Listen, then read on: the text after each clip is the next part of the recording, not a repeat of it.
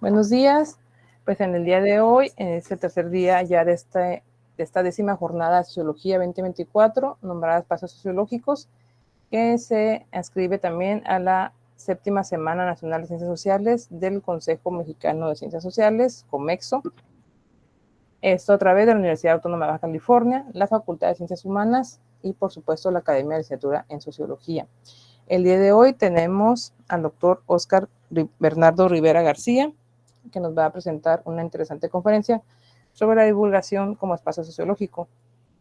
Le pediré a Arely Muñoz, estudiante de Sociología, que por favor lo presente. Buenos días a todos. Presento al doctor Óscar Bernardo Rivera García, doctor en Ciencias Sociales por el Colegio de Sonora, maestría en Ciencias Sociales con especialidad en Desarrollo Municipal por el Colegio Mexiquense y licenciado en Sociología de la Universidad Autónoma del Estado de México.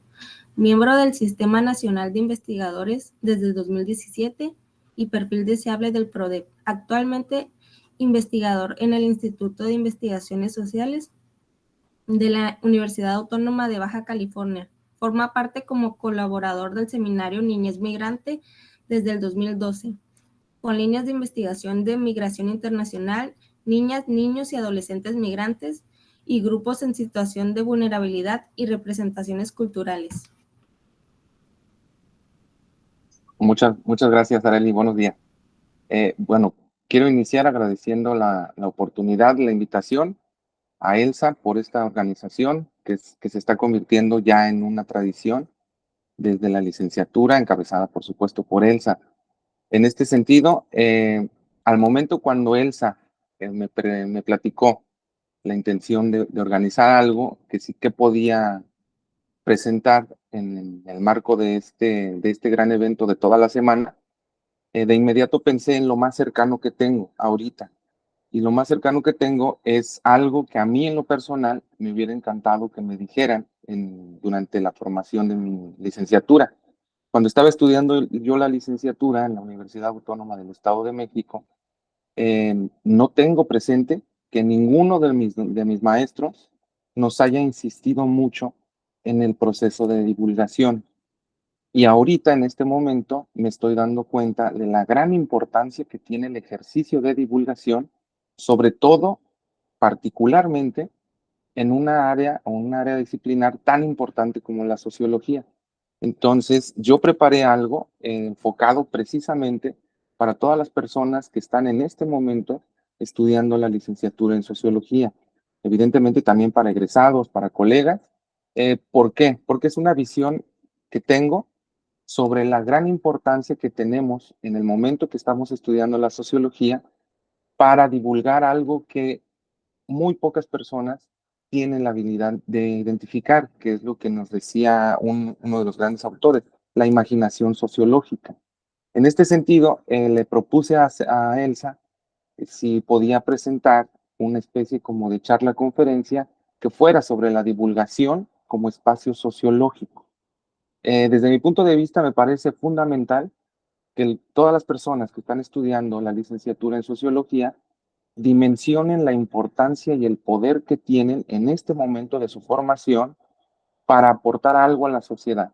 En este sentido, me voy a ir un poquito de lo general a lo particular para poder concretar específicamente el gran potencial que existe desde la sociología y a través de la divulgación de cualquier elemento que se esté construyendo. Nuevamente agradezco la invitación. Muchas felicidades, Elsa, porque has sido muy constante en la organización de estos eventos. No se te ha ido uno. Yo tengo prácticamente 8 años aquí en la universidad y todos los años has tenido esta iniciativa de organizar eventos tan importantes para la comunidad de estudiantes de sociología. La que sigue, por favor.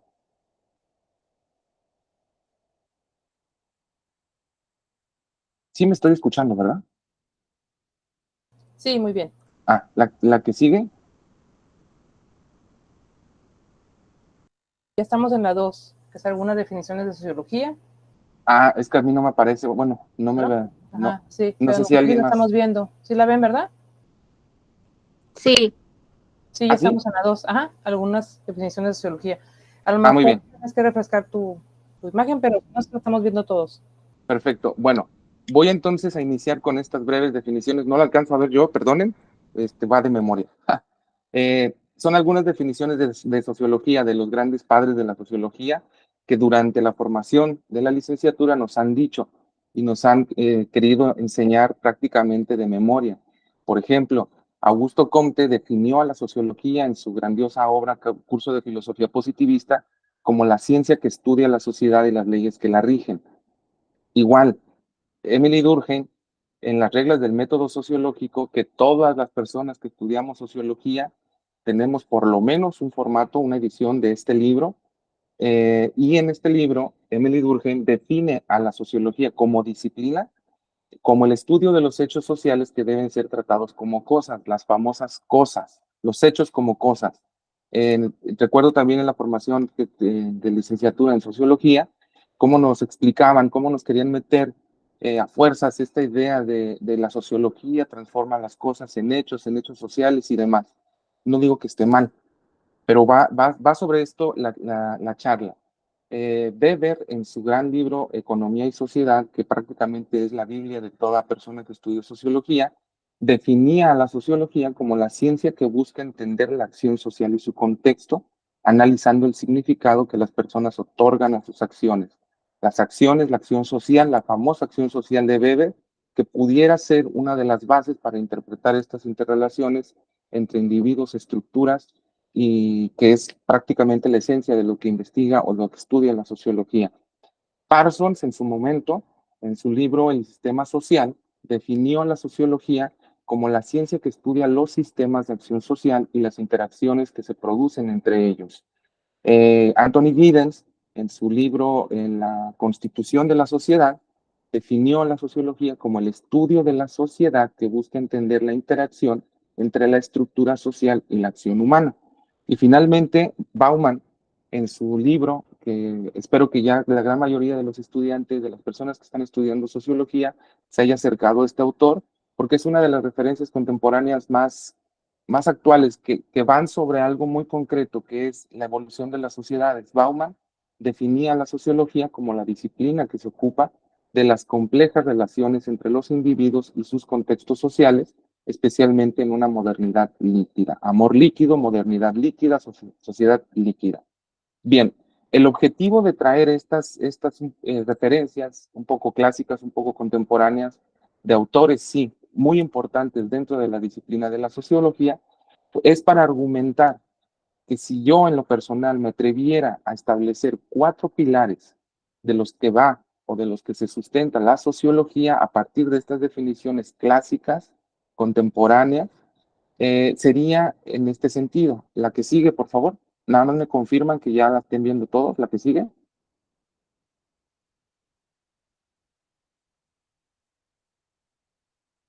Porque a mí no me aparece. Listo. ¿Listo? Gracias. Bien, como decía, si yo me atreviera a partir de esas definiciones en identificar qué comparten estas definiciones entre ellas, me atrevería a decir que comparten 4 pilares fundamentales en los cuales se basa la sociología. Uno, no en este orden, por supuesto, denle ustedes el orden que quieran, pero para mí el primero sería el contexto histórico y cultural. Uno de los principales pilares que tenemos desde la disciplina de la sociología es considerar el contexto en el que se reproducen las interacciones sociales, reconociendo que las prácticas y creencias varían según el tiempo y el lugar. Sin lugar a dudas, se convierte en un pilar fundamental para poder entrarle a la sociología y poder empezar a construir conocimiento, construir ideas, construir interpretaciones. Y otro de los pilares fundamentales que comparten estas definiciones clásicas contemporáneas es los métodos de investigación o, en otras palabras, la metodología. Debido a que la sociología utiliza una variedad de métodos e instrumentos para recolectar y analizar datos. ¿Qué datos? Empíricos, estadísticos, a través de encuestas, entrevistas, observación participante y análisis de contenido. Esta rigurosidad metodológica es esencial para la validez de los diferentes hallazgos o de las posibles interpretaciones que cada sociólogo y socióloga le esté dando a lo que está abordando. El tercer pilar que considero yo comparten estas definiciones de la disciplina de sociología, evidentemente son las teorías. Las teorías de corte sociológico, también diferentes otras teorías de otras disciplinas. Sin embargo, la teoría, la base, el pilar sobre la base teórica implica los marcos conceptuales que ayudan a explicar los fenómenos sociales. De ahí la importancia de retomar estas definiciones de sociología de grandes clásicos de la disciplina. ¿Por qué? Porque incluyen enfoques, incluyen tendencias, incluyen definiciones y incluyen estrategias para el diseño de la metodología a partir de contexto. Y finalmente, el cuarto pilar, desde mi punto de vista, sí es muy particular, es la perspectiva crítica de cada una de las definiciones que va evolucionando a través del tiempo.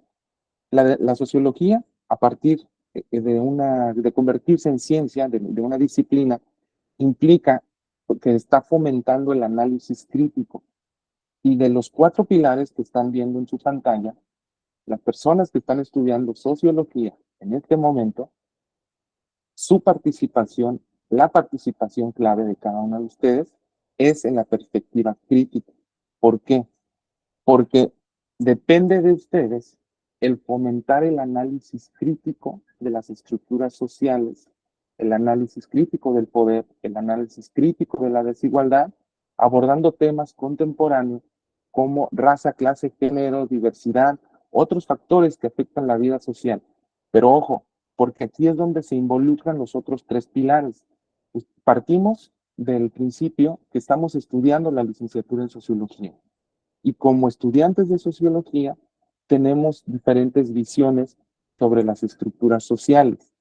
Y cuando empezamos a involucrarnos con el contexto histórico y cultural contemporáneo, empiezan a salir temas novedosos, temas que hace 100 años, cuando se escribió la primera definición de sociología, no existían. Entonces, los estudiantes en este momento estarían interactuando en un contexto histórico y cultural para promover esta perspectiva crítica, para fomentar el análisis crítico de estas estructuras. ¿Cómo lo van a hacer? Las herramientas y los instrumentos son las teorías sociológicas y son los métodos de investigación.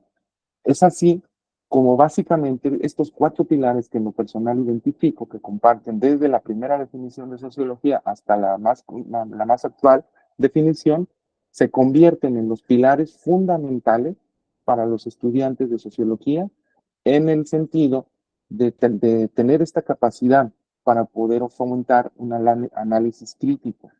Ahora bien, la siguiente, por favor, y nuevamente me confirman que ya la estén viendo.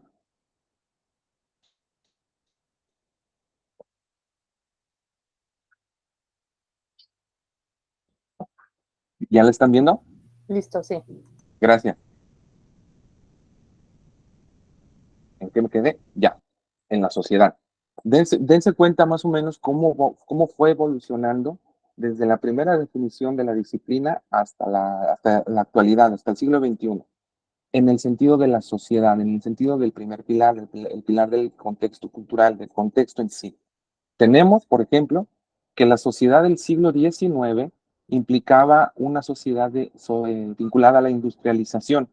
Esta industrialización va en el sentido de la revolución industrial, cómo la revolución industrial transforma la economía llevando a una urbanización masiva.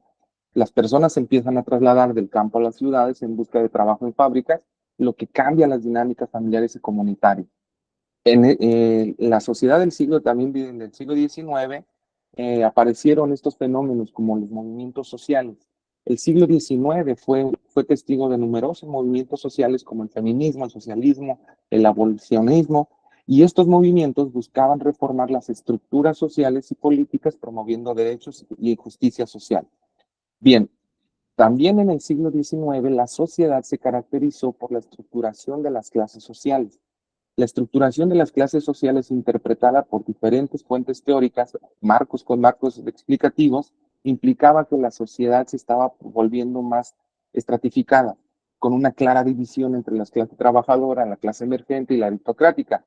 Esto llevó a una mayor conciencia de clase y a luchas por mejores condiciones laborales y derechos. El siglo XIX también se caracterizó por el nacionalismo y colonialismo. El auge del nacionalismo en su momento fomentó la formación de estados-nación y al mismo tiempo impulsa políticas coloniales. ¿Cómo reaccionaron las colonias o las superpotencias europeas buscando expandir sus imperios? Lo que tuvo un impacto profundo en las sociedades colonizadas y en la identidad nacional. La sociología tuvo un rol importantísimo en la interpretación, en la explicación, para entender, lograr dimensionar cómo estaba evolucionando la sociedad del siglo XIX. Ya para el siglo XX, la sociedad cambia y estamos hablando que se trata de una sociedad que va sobre la modernización y globalización. La gran mayoría de los que estamos aquí somos testigos de que el siglo XX fue un aumento significativo en la interconexión global, facilitando por avances en la tecnología, transporte y comunicación, que lleva a su vez a una difusión de culturas, ideas, productos a nivel mundial, en donde se están afectando las identidades locales y las identidades nacionales. En el mismo sentido, en el siglo XX se empiezan los movimientos, pero ahora movimientos sobre derechos civiles. Estos movimientos civiles durante el siglo XX emergieron numerosos movimientos que abogaron por los derechos humanos, como el movimiento por los derechos de las mujeres, el movimiento por los derechos civiles en Estados Unidos, las luchas anticoloniales. Estos movimientos promueven la igualdad y desafían las estructuras de poder establecidas. El mismo siglo XX se reproduce o se empiezan a gestar cambios en la estructura familiar. Ya no estábamos hablando de la familia monoparental. Las dinámicas familiares se transformaron con el aumento de la urbanización, con la entrada de las mujeres en la fuerza laboral y los cambios en los roles de género. Esto resulta en una diversidad de estructuras familiares, incluidas familias monoparentales, hogares con parejas del mismo sexo, en fin. Y como todos sabemos, la base de la sociedad, que es familiar, empieza a evolucionar en el siglo XX, algo que la sociología pudo explicar en su momento y que pudo sentar las bases para dimensionar la importancia de esta evolución en el cambio en la estructura familiar. En el mismo siglo XX, y a partir del impacto de la guerra y los conflictos, tuvieron profundas repercusiones mundiales y, por supuesto, repercusiones económicas. Estas experiencias moldean las identidades nacionales, fomentando movimientos pacifistas, llevaron a la creación de organizaciones internacionales como la ONU y se empieza a trabajar sobre un enfoque en la cooperación y la paz. Esta evolución de la sociedad del siglo XIX al siglo XX, la sociología tuvo una participación muy importante. ¿Por qué? Porque se estaba analizando el contexto, se estaba analizando cómo estaba evolucionando esta sociedad. Ahora, actualmente, en el siglo XXI, la sociedad se caracteriza principalmente por la digitalización y tecnología. Aquí voy a regresar un poquito al final, porque esta es una parte medular de la esencia de lo que quiero compartir. La revolución digital transformó casi todos los aspectos de la vida cotidiana, que van desde la comunicación hasta el trabajo, el entretenimiento. Las redes sociodigitales o las plataformas digitales han cambiado la forma en la que las personas estamos interactuando, en la que estamos compartiendo información y en la que estamos, fíjense qué interesante, porque está cambiando la forma en la que estamos construyendo comunidad. Y en el mismo sentido, en el siglo XX, la diversidad e inclusión se hace presente, está presente en este momento y ha visto un creciente reconocimiento y aceptación de la diversidad en términos de raza, género, orientación sexual, capacidades. Estos movimientos por la igualdad y la inclusión, que es la gran diferencia de los movimientos de derechos civiles y de los primeros movimientos sociales, implica que la inclusión ha ganado un impulso, desafiando normas tradicionales y promoviendo políticas de equidad. No en todos lados, pero sí se está haciendo mucho más presente. Y por supuesto, algo que compete directamente a la disciplina de sociología va sobre la globalización y el multiculturalismo. Esta interconexión global que ha creado sociedades más multiculturales. Nosotros vivimos en un espacio multicultural donde coexisten diversas tradiciones y diversas formas de vida. Esto ha llevado a un intercambio cultural significativo, pero también ha generado tensiones en torno a la identidad y a la cohesión social. Y finalmente, dentro de las características que puedo destacar del siglo XXI, que competen directamente a la disciplina de sociología, va sobre los desafíos ambientales y sostenibles. Esto no es del siglo XXI, esto viene del siglo XX pero está teniendo una repercusión mucho más profunda actualmente. ¿Por qué? Porque desde el siglo XX, a partir de la creciente preocupación por el cambio climático y otros problemas ambientales, se ha llevado a un enfoque de sostenibilidad y responsabilidad social. La sociología entra como para amalgamar estas dos tendencias y esto impacta directamente en las políticas públicas, en las prácticas empresariales, en los estilos de vida y también impacta con un creciente interés en soluciones ecológicas y estilos de vida sostenibles, que es prácticamente lo que estamos nosotros experimentando en este momento. Ahora bien, todo esto que les acabo de más o menos de resumir muy brevemente, inició con algo que es la esencia de lo que les quiero compartir. Inicia con la creación de grandes obras. Por ejemplo, la que sigue, por favor.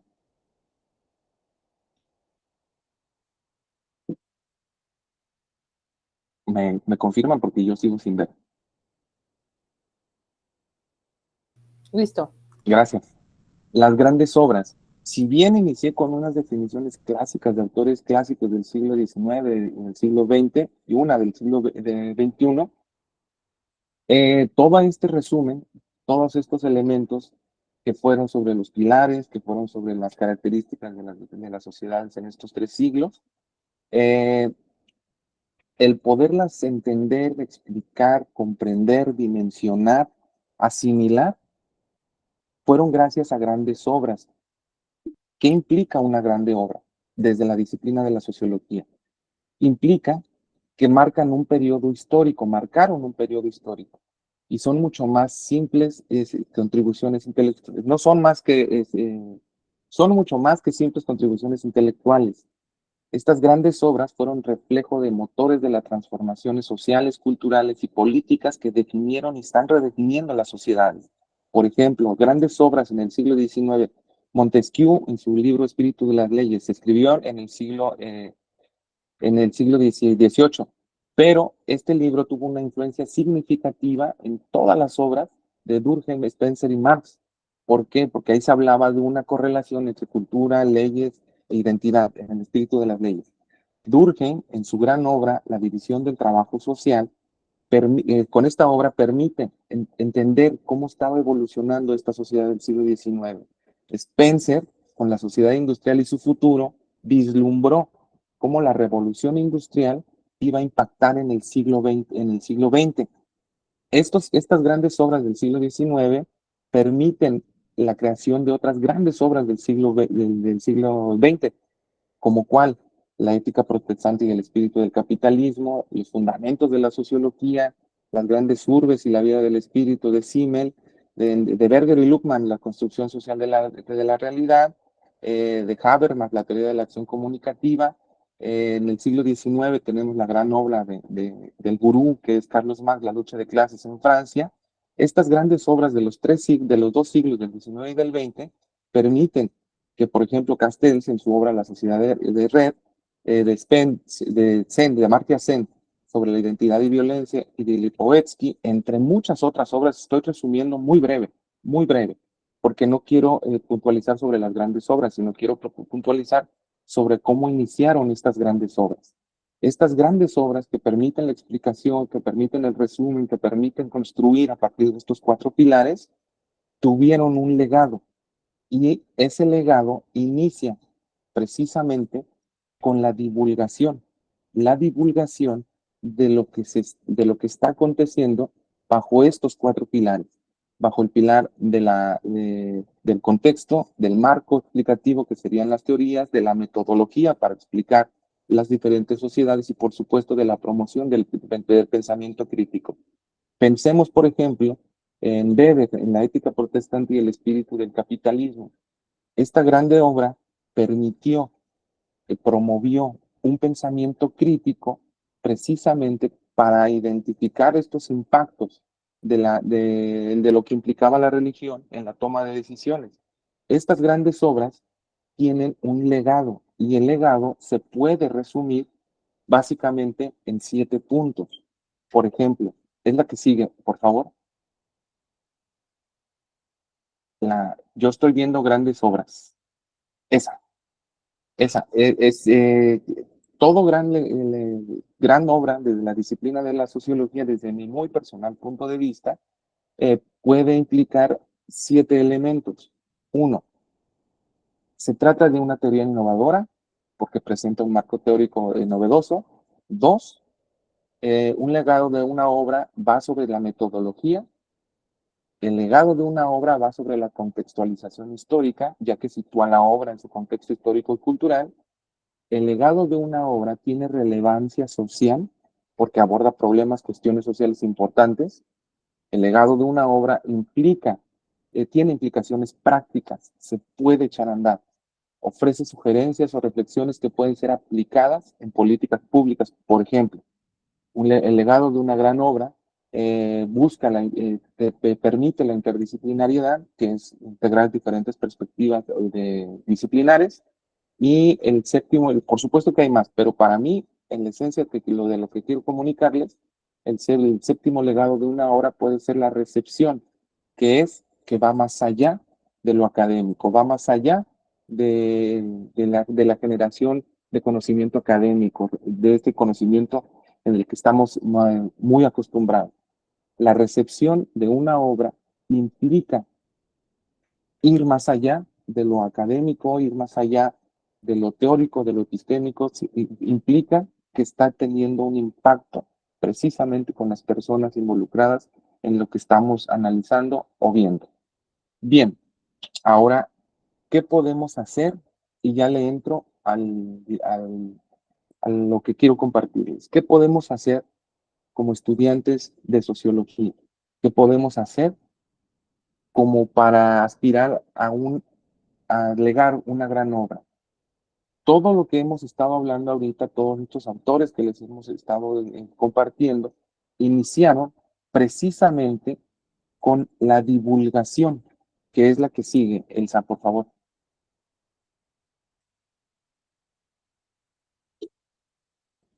¿Ya lo están viendo? Yo me quedé en la diapositiva 2. Listo. Gracias.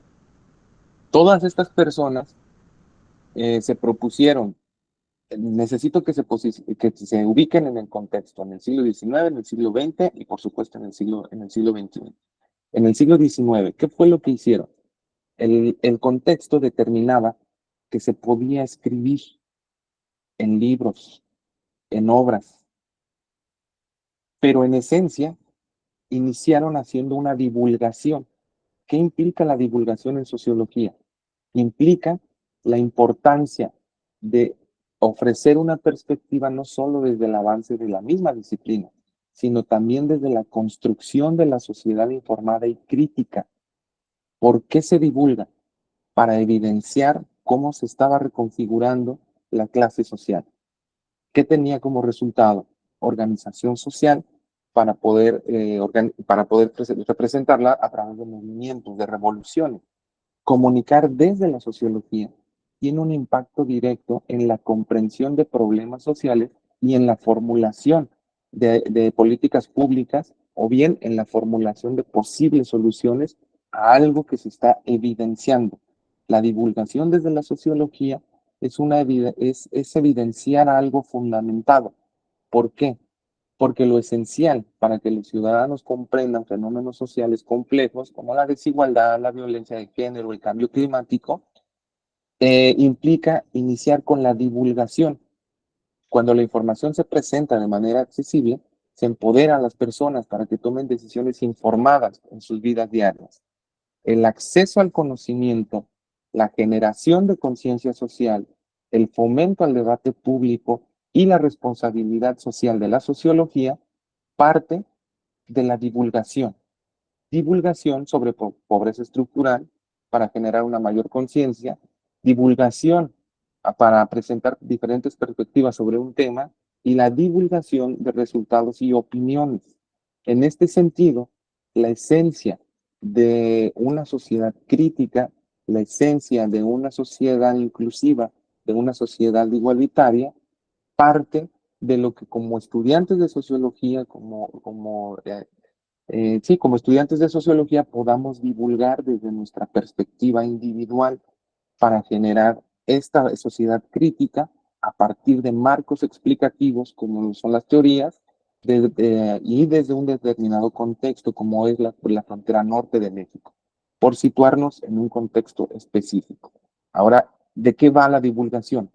La divulgación va, que es la que sigue, Elsa, por favor. Y aquí les pediría un ejercicio cognitivo. Vamos a situarnos, intentar situarnos con lo que conocemos del siglo XIX. ¿Listo? ¿Ya lo están viendo? La que sigue, que sería el proceso de divulgación. Listo. Gracias. Si nos situamos en el contexto del siglo XIX, todas esas grandes obras de los grandes autores que hemos estado leyendo y releyendo y por más palabras encantadoras que no podemos asimilar, decimos que sí lo entendimos y que sí lo echamos a andar, posicionémonos ahí. Y la divulgación para generar esa gran obra implicó desde el primer momento en identificar el mensaje. ¿Qué implica identificar un mensaje? Implica que desde la teoría sociológica o desde una teoría sociológica vamos a abordar un fenómeno social relevante. La disciplina de la sociología es, desde mi punto de vista, una de las disciplinas más importantes que otorga a los estudiantes esta capacidad para identificar un fenómeno social relevante. Y va más allá del fenómeno social relevante desde la individualidad. La disciplina de la sociología nos permite, al momento de estarla estudiando, identificar que ese fenómeno social relevante no solo impacta en mi individualidad, sino impacta en la colectividad. Y eso es con los lentes desde la sociología, los lentes de la sociología. Entonces, en el siglo XIX, estos grandes autores, lo primero que hicieron fue identificar el mensaje, identificar el fenómeno social relevante que está impactando en la estructura o en las superestructuras de una sociedad. El segundo punto para el proceso de divulgación, igual posicionémonos en el siglo XIX, fue conocer al público, analizar al público objetivo. ¿Para quién escribió Carlos Marx?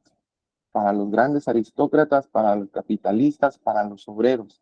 Y Marx escribió para los tres, pero si se dan cuenta, el lenguaje que utiliza Marx en las obras que van dirigidas puntualmente para estos personajes fue a partir de analizar el público. Si nosotros analizamos el público objetivo para comprender su interés, su nivel de conocimiento y el contexto cultural, ayudará a adaptar el mensaje de manera efectiva. Piensen ahora, ubiquémonos ahora en el siglo XXI. ¿Qué podría llegar a ser un fenómeno social relevante desde nuestro contexto de frontera norte? ¿A quién se lo queremos dirigir para generar este pensamiento crítico? El tercer punto sería la simplificación del contenido. Con todo el bagaje teórico, conceptual que implica la formación de licenciatura en sociología, el trabajo más complejo es traducir el lenguaje técnico en un formato accesible y comprensible. Usar ejemplos concretos, analogías y un lenguaje claro para facilitar la comprensión. ¿Por qué? Porque si usamos un lenguaje del siglo XIX para interpretar cómo se ha reestructurado la familia a través de las diferentes figuras dentro de este concepto, de esta institución familiar, y si usamos el lenguaje del siglo XIX, no va a tener ese gran impacto. Debido a eso, se sugiere en el proceso de divulgación lograr traducir ese lenguaje técnico que parte de los marcos teóricos a un lenguaje accesible, a un lenguaje comprensible. Y lo más importante, para todas las personas que en este momento están estudiando la licenciatura en sociología, es la selección de canales de comunicación.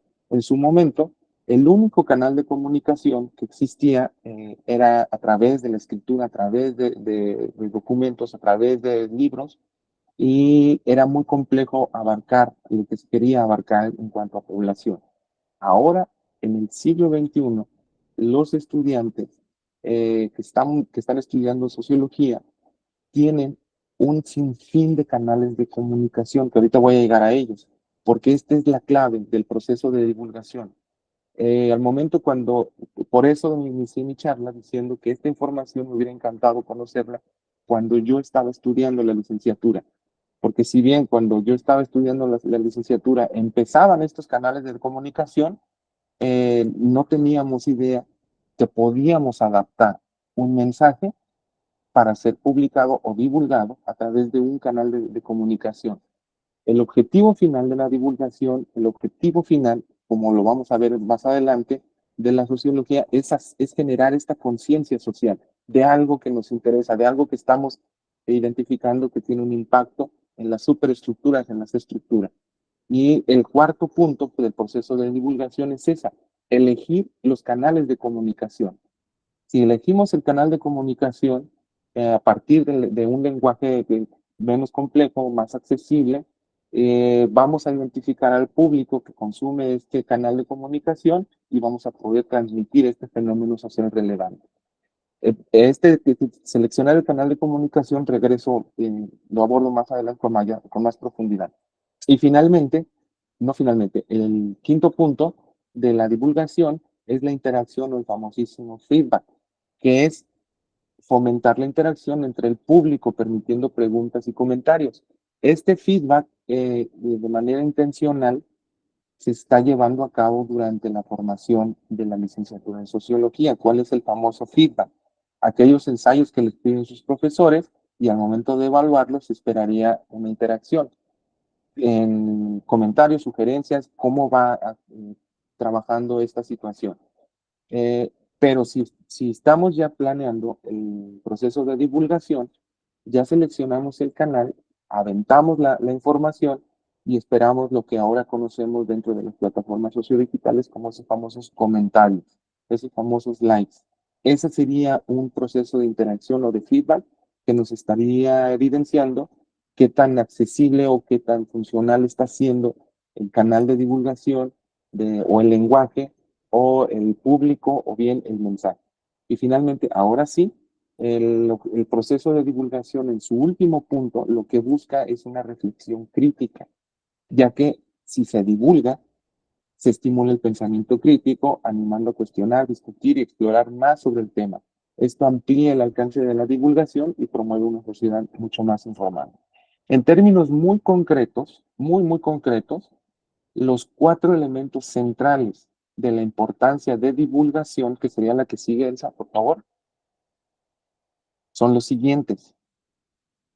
¿Por qué generar divulgación desde la disciplina de sociología? Como estudiante de sociología, ¿por qué tengo que divulgar?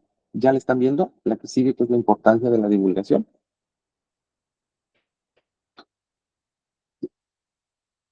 Listo. Gracias. Es la pregunta que hacemos todos, ¿no? Cuando llega alguien y dice, ponte a divulgar. Sí, pero ¿por qué? ¿Cuál es el objetivo que busca esa divulgación?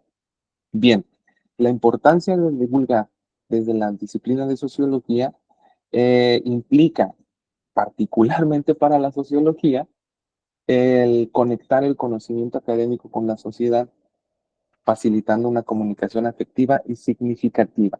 Y por si fuera poco, desde la sociología, el ejercicio de divulgación permite la accesibilidad al conocimiento, uno de los elementos más importantes que tiene, que es el de generar conciencia social. Denme un segundito. Listo. Desde la sociología, lo que se busca es precisamente generar esa conciencia social. Y de ahí la importancia de la divulgación. Piensen por un momento que Weber, en su libro de Economía y Sociedad, no lo haya publicado, se lo haya guardado. La conciencia social que se ha generado a través de ese libro, mediante cuántos años, muchísimos años, estaría limitada, no estaríamos abordando los diferentes conflictos sociales, la acción social no la podríamos entender si no hubiese sido por esa aportación que inicia desde una divulgación. El generar conciencia social, por lo tanto, se convierte en una obligación de la sociología, de los estudiantes de sociología, y nace a partir de la divulgación. ¿Por qué? Porque ayuda a crear conciencia sobre problemas sociales promoviendo un diálogo público informado, que es lo más importante. Adicionalmente, la importancia de divulgar desde la sociología implica el impulso de cambios.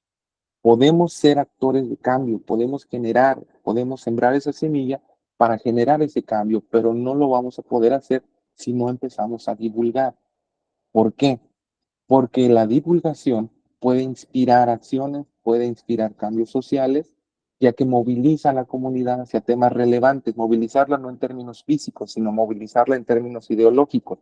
El tener en cuenta, por ejemplo, que sí existe un gran problema de inseguridad y que es mucho más complejo que la atención o de la transferencia económica, que para poderlo abordar necesitamos abordar la base, la explicación, las estructuras que limitan las oportunidades de educación. Por ejemplo, esa es una de las partes fundamentales que tenemos desde la disciplina de sociología y que insisto mucho en esto, nace a partir de una idea y esa idea se puede divulgar a través de los diferentes marcos teóricos, a través de las diferentes metodologías y de un lenguaje accesible.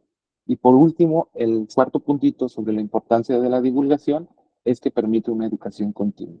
Educación continua no en este formato institucional, no en este formato tradicional, porque contribuye a la educación y formación continua fomentando una cultura de aprendizaje y curiosidad.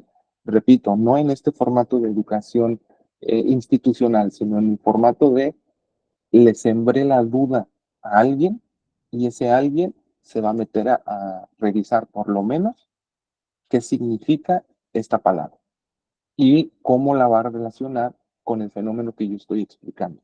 A eso va lo que implica la educación continua. Contribuye, fomenta a que a más personas investiguen lo que estamos haciendo y se empapen de más información. Y regreso a los puntos de los canales de comunicación, ya casi termino. La que sería la que sigue, Elsa, por favor. Me confirman cuando. Listo. Gracias. Esta diapositiva, la que ustedes están viendo, me resultó muy fácil hacer porque estamos en un contexto en donde los canales de comunicación son amplísimos. Hay infinidad de canales de comunicación. Si a mí me hubieran pedido hacer una diapositiva sobre los canales de comunicación en la época en la que estuve estudiando, en la época se escucha muy lejos, no es tan lejos, en la que estuve estudiando la licenciatura, hubieran salido tres ejemplos de canales de comunicación. Sin embargo, aprovechemos el contexto en el que estamos ahorita, en este momento, como estudiantes de sociología y todas las personas que estamos en esta sala, aprovechemos estos canales de divulgación porque al final lo que se busca es precisamente divulgar, acercar el conocimiento. Y por ejemplo, tenemos desde las redes sociodigitales, tenemos desde los podcasts, tenemos desde los videos de YouTube, tenemos desde los blogs, estos blogs existían en mi época, tenemos ahora los boletines, las plataformas académicas, los grupos de discusión en línea, por supuesto las conferencias y seminarios, las infografías y el material visual, que, insisto, actualmente, ante esta sociedad hiperdigitalizada, tenemos mucho más herramientas para la divulgación. ¿Divulgación de qué? Desde la sociología hay un sinfín de temas que podemos abordar y que podemos expresar nuestra opinión, pero no es una opinión sin fundamento, porque tenemos los otros dos pilares. Tenemos el pilar que son los marcos teóricos, explicativos, y tenemos el pilar que es la metodología. La metodología no la visualicen como esa metodología cuadrada, de que tengo que ir a campo, explicar, no, la metodología también va sobre la revisión documental, sobre una metodología que vaya sobre la revisión de notas periodísticas, pero que ustedes las están interpretando desde un marco teórico, desde un marco conceptual, y están traduciendo precisamente el mensaje que llama la atención de esta revisión que ustedes hicieron a través de esta metodología, que si bien no es esa metodología tradicional, sí cumple con los elementos metodológicos porque va sobre una organización y va sobre una disciplina. Entonces, estos marcos de comunicación permiten actualmente a todas las personas que están estudiando sociología actualmente divulgar en cualquier momento cualquier tema dirigirlo a cualquier persona, a cualquier público y configurar un mensaje adecuado para que sea consumido, interpretado o que llegue a través de redes sociodigitales, a través ya no es Twitter, ya es X, a través del Facebook, a través de Instagram, a través de estos pequeños mensajes codificados que duran 3 segundos, pero que están dando un mensaje súper importante que va a tener un impacto por lo menos para hacer pensar.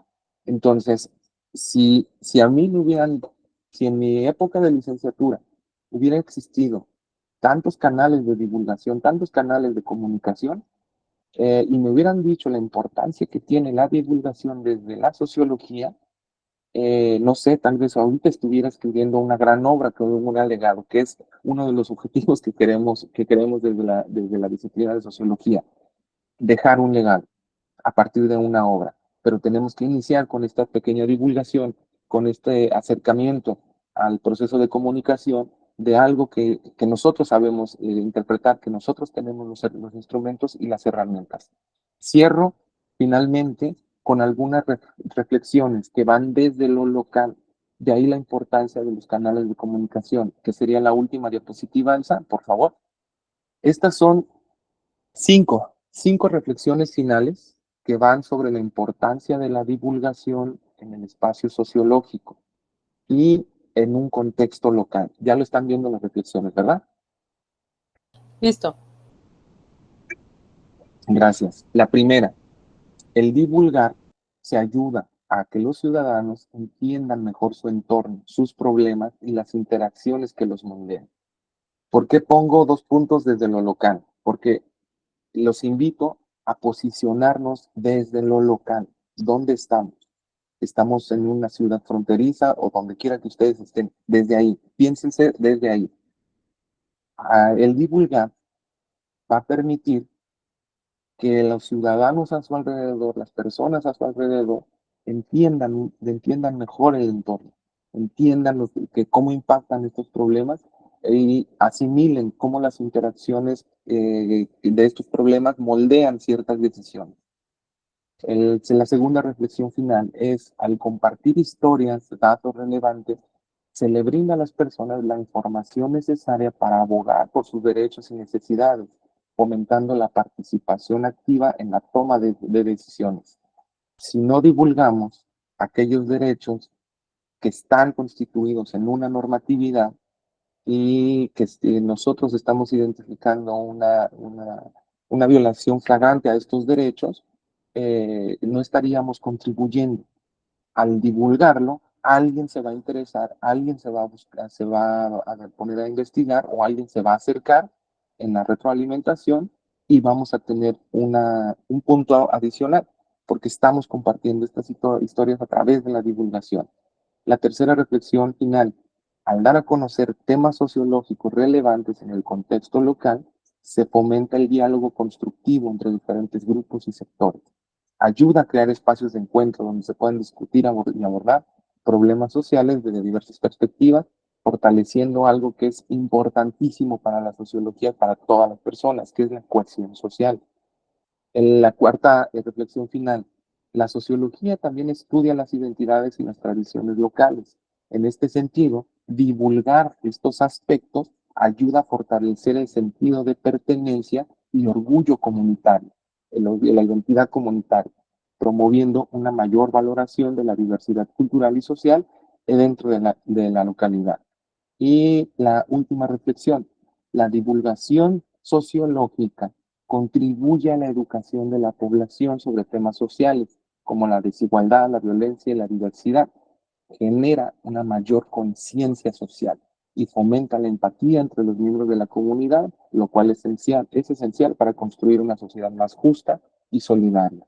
Llamo la atención, pongo el dedo sobre la generación de conciencia social, porque si regresamos a las primeras definiciones de sociología, va sobre la generación de conciencia social. Por ejemplo,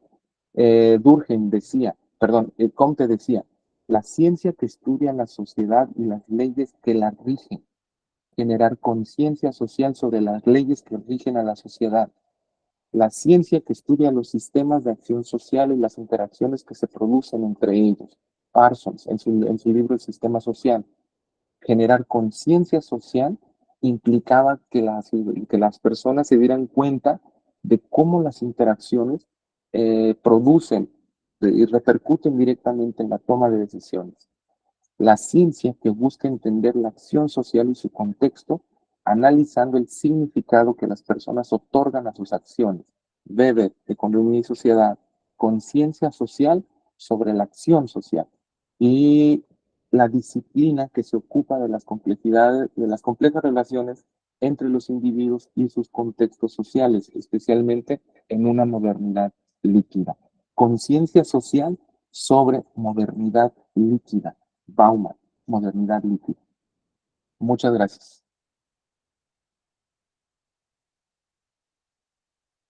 Listo, con eso cierro. Bien, muchas gracias. Si alguien tiene alguna duda, alguna pregunta, pueden hacerlo con su micrófono o igual escribirlo por el chat si es que no pueden abrir su micrófono.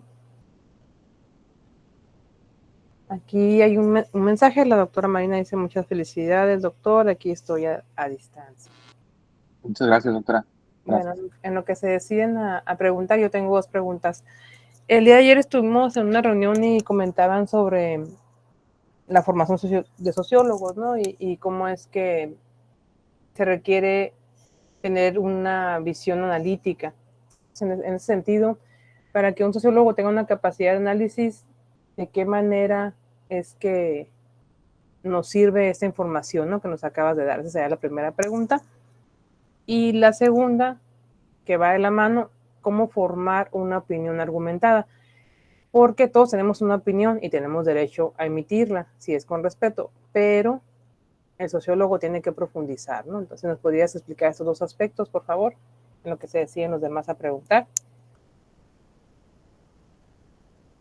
La primera era cómo generar un análisis crítico, si mal no lo apunté. Sí, ¿verdad? Sí, exacto. Bien.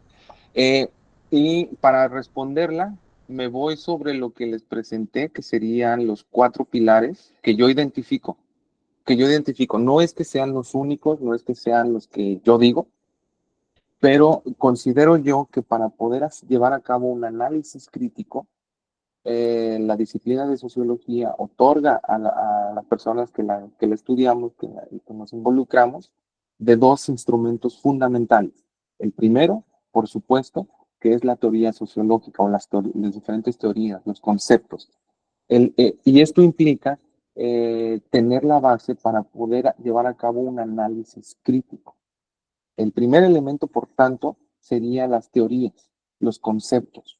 Una teoría que me permita a mí interpretar un concepto, por ejemplo, de violencia, implicaría que yo voy a observar, analizar, leer todo lo que tenga que ver con violencia desde la perspectiva de este concepto, de esta teoría.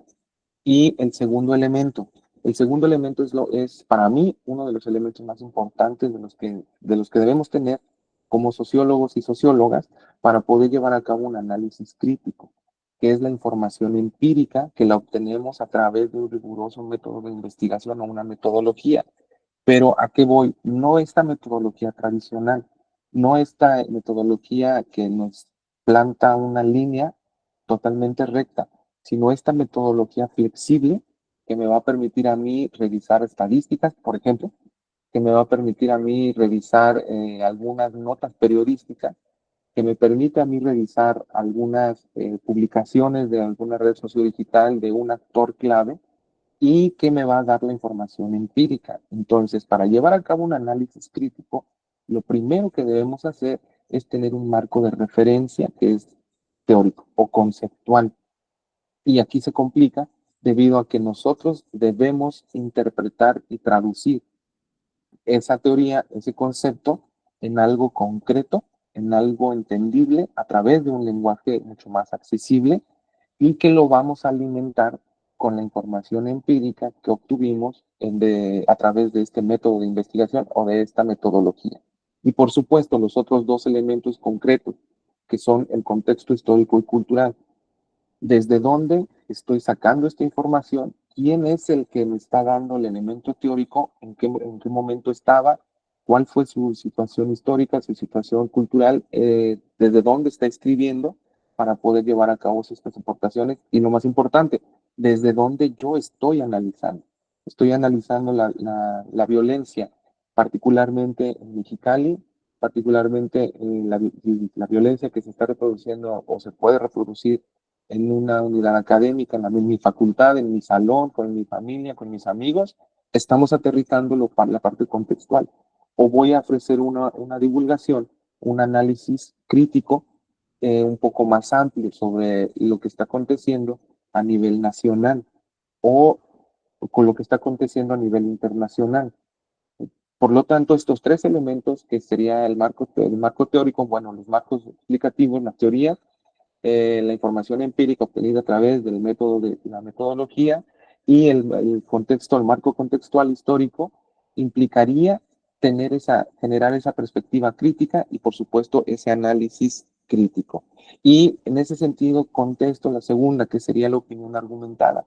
Cuando ustedes tengan toda esta información procesada significa interpretada por ustedes mismos, tu opinión no solo va a estar fundamentada, sino su opinión puede llegar a tener un impacto significativo por todo lo que implicó anteriormente, todo este proceso. ¿Qué significa? Que todo lo que estamos ahorita en este momento aprendiendo durante la formación de licenciatura está dejando muchos frutos porque son los instrumentos, son las herramientas para que ustedes puedan llevar a cabo un análisis crítico y puedan ofrecer una opinión argumentada. No sé si contesté. Sí, muchas gracias. Aquí dice Aristóteles, muchas felicidades, Oscar, concuerdo con la importancia de la divulgación en tu experiencia para los jóvenes que están aquí presentes. ¿Cuáles medios digitales recomiendas que puedan utilizar los jóvenes sociólogos para divulgar sus hallazgos? Bien, gracias Aristóteles. Mira, y no solo para los jóvenes, sino para todas las personas que estamos interesados en divulgar, los canales de comunicación, ya los mencioné, pueden ser canales desde las redes sociales, pero ojo, si elegimos un medio de comunicación que vaya sobre las redes sociodigitales, tenemos que construir el mensaje para el formato de las redes sociodigitales. Esa es una. Lo que queremos es hacer la divulgación para generar conciencia social. Para mí, el mejor mecanismo que tienen en este momento, iba a decir tienen los jóvenes, no, todos tenemos, son las redes sociodigitales.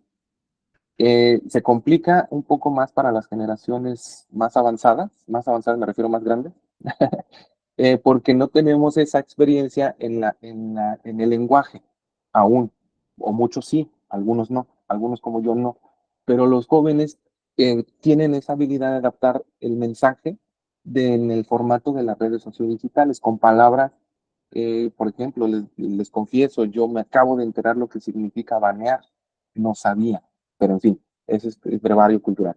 Entonces, si los jóvenes que han estado familiarizados con las redes sociodigitales tienen la facilidad de construir el mensaje que se ajusta a la red sociodigital, Facebook, Twitter, y vincular la comunicación o la divulgación con actores clave, que esto también se da desde la sociología.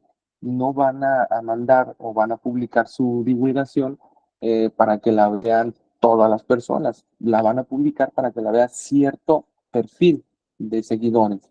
Entonces, en respuesta a la pregunta de Aristóteles, los canales de comunicación para la población que está en este momento estudiando sociología es amplísima. Y también existen, por ejemplo, los artículos de divulgación en diferentes medios impresos, como gacetas, como revistas de divulgación, como revistas de opinión.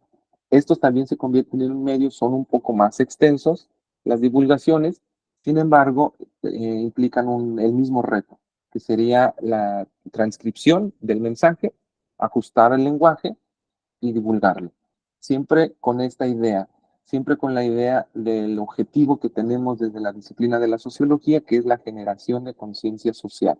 Si vamos a hacer una opinión argumentada a partir de un análisis crítico, es para generar conciencia social. Gracias por la pregunta, Aristóteles.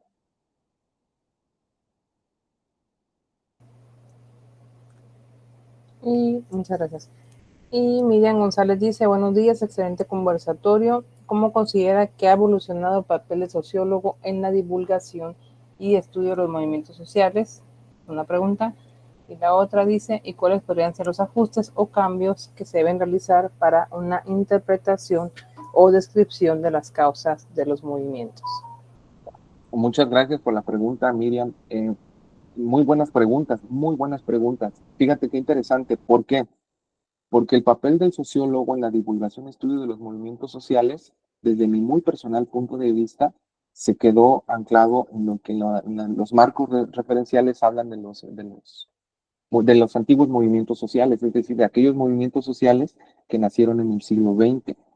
Muy pocos estudios, sí hay muchos especialistas sobre movimientos sociales, pero estamos analizando, estamos interpretando, estamos divulgando los movimientos sociales del siglo pasado, que siguen, por supuesto que siguen y son súper importantes, pero no estamos divulgando aquellos movimientos que han nacido, que han existido en este siglo. Les doy uno muy concreto, el movimiento de madres buscadoras. Ese movimiento social, que desde mi punto de vista es un tema súper delicado, muy importante, es muy complejo de abordar, pero no se ha divulgado tanto como se esperaría. Que explicar a través de la divulgación, que esa es la parte doy respuesta a la segunda, estos ajustes que podríamos hacer para los movimientos sociales actuales sería, por principio, identificar cuáles son estos que se le llaman nuevos movimientos sociales. ¿Cuáles son? ¿De qué van? ¿Cuál es su objetivo? ¿Qué es lo que están buscando? ¿Qué buscan? ¿Qué estrategias tienen? Etcétera, etcétera. Entonces, en ese sentido, considero yo que la participación de la sociología o de los sociólogos y sociólogas va por principio, evidenciar qué tipo de movimientos son actualmente los que están permítanme la redundancia, ¿qué tipo de movimientos son los que están moviéndose actualmente? Y les acabo de dar un ejemplo. Hay un número importante de movimientos sociales que no conocemos debido a que no existe divulgación de ellos. Si nosotros desde la disciplina de sociología empezamos a divulgar, es muy probable que les estemos ofreciendo una oportunidad para hacer visible ese tipo de movimientos. Entonces, en resumen, Miriam, la divulgación y estudio de los movimientos sociales, los ajustes que se podrían hacer, por principio, sería identificar y explicar cuáles son. El segundo es, si ha evolucionado el papel del sociólogo en la divulgación y estudio de los movimientos sociales, sí, se ha mantenido ahora desde la perspectiva contextual y se viene haciendo la interpretación de los movimientos que emanaron del siglo XX, pero que se están ajustando. Podría decir eso, que sería lo que considero importante. Muchas gracias, Oscar. Aquí hay otro comentario, dice Manuel Nava, ¿considera correcto utilizar el Facebook como medio de difusión y comunicación de docente a alumno? Hola, Manuel, muchas gracias por la pregunta. Mira, no sé si yo sea el más calificado para adjetivar si es correcto o no en el usar el Facebook como medio de difusión y comunicación entre docente y alumno. Lo que sí puedo decirte es que la plataforma sociodigital Facebook es un instrumento de comunicación masivo muy bueno para que yo en lo personal divulgue mi opinión. Porque se trata, y este es otro tema también sociológico súper interesante que muy pocos hemos estudiado, que es cómo se genera comunidad digital. Pero en fin, si mi página de Facebook es una página personal, se entiende por tanto que es una opinión personal.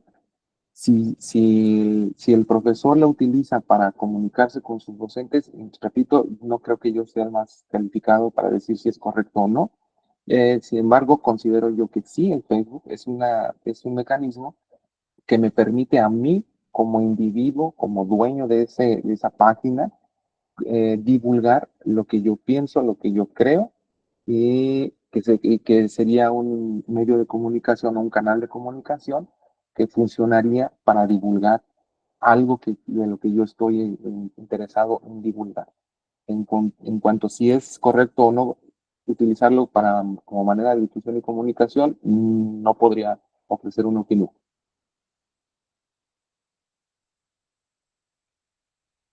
Muy bien, gracias. Regresando a la pregunta de la maestra Miriam, yo ahí quisiera comentarte y preguntarte algo.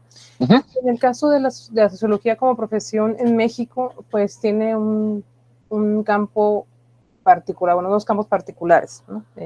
De acuerdo a los mismos estudios que se han realizado de historiografía de la sociología, que es el periodismo crítico y pues ser profesor en todos los niveles, ¿no? Ya ese profesor en todos los niveles pues está regresando a ese esquema, ¿no? Ya muy recientemente podemos dar clases en cualquier nivel, pero el periodismo crítico y de investigación, pues ahí de repente como que hubo una pausa, ¿no? En el caso de las distintas figuras sociológicas, reconociendo obviamente a los que son estudiosos de los movimientos sociales de 68, ahora muy recientemente algunos se abocan a esta lamentable situación de los 43, pero sí hace falta un poco más de eso en América Latina. Sin embargo, sí los movimientos sociales en otros países como Alemania, etcétera, pues es lo que estudian realmente los sociólogos, al igual que la innovación sociológica, ¿no? Que es toda la cuestión ya en lo sociodigital. Y aquí vamos como que un poco atrasados, el esquema que se nos pide es regresen a que hagan ensayos porque no saben la teoría, pero la teoría es producto de una investigación práctica, de ahí es como nace, entonces es muy complicado ir a rezarles a la clase a los estudiantes cuando realmente no tienen un contexto, no tienen un contexto, así como tú nos decías, no, imagínate eso en el pasado, pero ahora imagínate en el presente, o sea, hay que trasladarlo y volverlo a reacomodar, ¿no? Y esa parte es la construcción crítica justamente de un hecho social, como lo decía Durkheim, o de otra situación, ¿no? Si decimos, bueno, ya de un actor, en fin, si nos damos por el recorrido teórico-metodológico que es bastante amplio. Entonces, ¿cuál sería tu opinión al respecto? Puntualmente, considero yo que todas las personas que estudiamos sociología tenemos muchos espacios, muchos campos en donde podemos involucrarnos. Es correcto, coincido totalmente con la doctora Elsa. Podemos involucrarnos ya, afortunadamente, como profesores en cualquier nivel. También podemos hacer periodismo de crítico de investigación, podemos ser consultores, podemos crear nuestra propia consultoría social, podemos ofrecer diagnósticos de factibilidad social, podemos ofrecer un montón de cosas como sociólogos. ¿Por qué? Porque es bien cierto lo que menciona la doctora Elsa. El trabajo de los sociólogos y las sociólogas va sobre esas interpretaciones teóricas y contextuales adecuadas al momento, al situ. Entonces, eso es lo complejo. Bien, como sociólogos podemos involucrarnos en lo que nosotros queramos hacer en el sentido de la investigación, pero vale la pena, sí, tener conocimiento sobre las teorías clásicas, pero vale más la pena empezar a revisar lo que se está divulgando y publicando en la actualidad sobre el tema específico. ¿Por qué? Porque ya no se está hablando de una teoría que marcó el hito de la sociología, se está hablando de elementos de divulgación concretos, prácticos. Si estamos interesados en hacer periodismo crítico, por ejemplo, podríamos iniciar revisando todo lo que se ha escrito sobre el movimiento de los 43 de Ayotzinapa. Y ahí podemos identificar cuál es la tendencia y qué podemos interpretar o qué podemos hacer. En ese sentido, yo sugeriría a las personas interesadas en el periodismo crítico que revisen cuántos de los grandes periodistas críticos a nivel nacional tienen la formación de sociología. Échense un clavado, revisen. Los grandes premios nacionales de periodismo, ¿cuántas personas estudiaron sociología? Tuvieron un curso de sociología, se les fue y no terminaron, tienen una licenciatura trunca en sociología, pero eso no importa, porque tienen la base que les permite hacer investigación, interpretar desde un marco explicativo. Creo que si entendí bien la pregunta, por ahí iba. ¿Cierto? Sí, muchas gracias, Oscar. No sé si hay alguna otra pregunta, algún comentario. Igual lo pueden escribir si no quieren levantar su mano, si no pueden abrir su micrófono. ¿No?